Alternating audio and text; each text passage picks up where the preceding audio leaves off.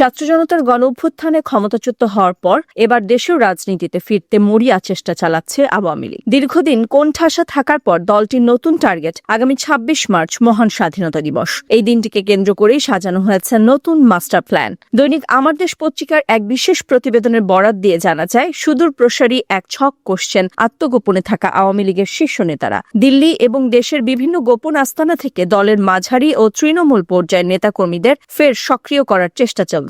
দলটির মূল লক্ষ্য স্বাধীনতা দিবসের জাতীয় আবেগ ও চেতনাকে ঢাল হিসেবে ব্যবহার করা। পরিকল্পনা রয়েছে ২৬শে মার্চের প্রাক্কালে সাভার জাতীয় স্মৃতিসৌধে ফুল দেওয়ার মাধ্যমে রাজনৈতিক ময়দানে নিজেদের আনুষ্ঠানিক প্রত্যাবর্তনের জানান দেওয়া। তবে ক্ষমতাচ্যুত দলটির এমন তৎপরতায় কঠোর অবস্থানে রয়েছে আইন শৃঙ্খলা রক্ষাকারী বাহিনী এবং গণঅভ্যুত্থানের পক্ষের রাজনৈতিক দলগুলো। সদ্য বিদায়ী পুলিশ মহাপরিদর্শক বাহারুল আলম স্পষ্ট ভাষায় জানিয়েছেন, বিতর্কিত বা কার্যক্রম নিষিদ্ধ কোনো রাজনৈতিক দলের প্রকাশ্য কর্মসূচি চালানোর ন্যূনতম কোনো সুযোগ নেই। অন্যদিকে বিএনপি মহাসচিব মির্জা ফখরুল ইসলাম আলমগীর জানিয়েছেন, আওয়ামী লীগের এই তৎপরতাকে সম্পূর্ণ আইনের আওতায় দেখা হবে। এই ইস্যুতে জিরো টলারেন্স নীতিতে অনড় সবাই। সব মিলিয়ে আসন্ন স্বাধীনতা দিবসকে কেন্দ্র করে আওয়ামী লীগের এই মাস্টার প্ল্যান দেশের রাজনৈতিক অঙ্গনে নতুন করে উত্তেজনা ও অনিশ্চয়তার জন্ম দিচ্ছে। এখন দেখার বিষয়, উদ্ভূত এই পরিস্থিতি কিভাবে সামাল দেয় প্রশাসন।